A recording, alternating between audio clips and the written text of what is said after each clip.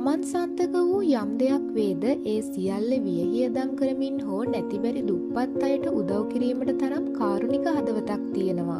ලෝභකම මසුරුකම නොව පරිත්‍යාගයට ගරු කරනවා. එඩිතර ගතියක් තිබුණත් කරන තරමට ප්‍රතිඵල නොලබනවා. ආගමට දහමට ලැබී නමුත් ඒ පිටින් පෙන්වන තරමටම නොවේ. අලස ගතියක්ද ඇත. ඒ මැඩගෙන කටයුතු කරන්නට නොසෑහෙන්න උත්සාහ කරනවා. එක් කටයුත්තක් කරන ගමන් තවත් කටයුත්තක් කරන්නට පටන් ගන්නවා.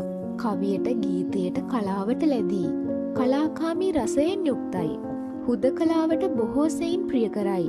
අන් කිසිවෙකුටත් කරදරයක් නැතුව ජීවත් වෙන්නට තමයි මෙයාලා ගොඩක් වෙලාවට හිතන්නේ. තරමක් දුරට කාමුක ගති පැවතුම්ද සහිතයි.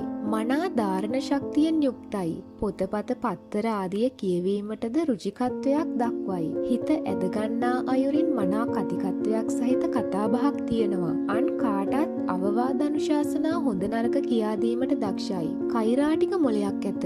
යමක් ලබා ගැනීමට ඕන නම් හැකි සෑම උප්පරවැට්ටියක්ම දරනවා. ගුප්ත ශාස්ත්‍රයේ ඉගෙනීමට මෙන්ම නිරත වීමටද කැමැති. එවැනි දේවල් සොයා ඇවිදින්නට පවා සිද්ධේ. වියදම්ද නොසලකා එවැනි දෙයට කැපවෙයි.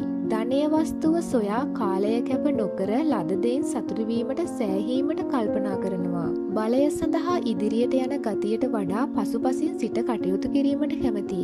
ඉවසන විට උපරිමයෙන්ද තරහ ගිය විට යක්ෂාවේශ වෙන ගතියක්ද ඇත.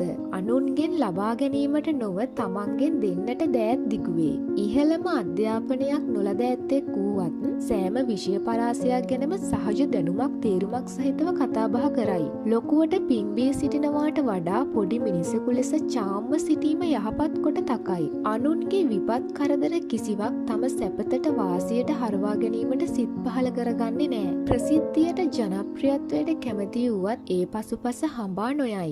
ලැබෙන දේත් අත්හරි. සමාජ සේවයට කැපවෙයි.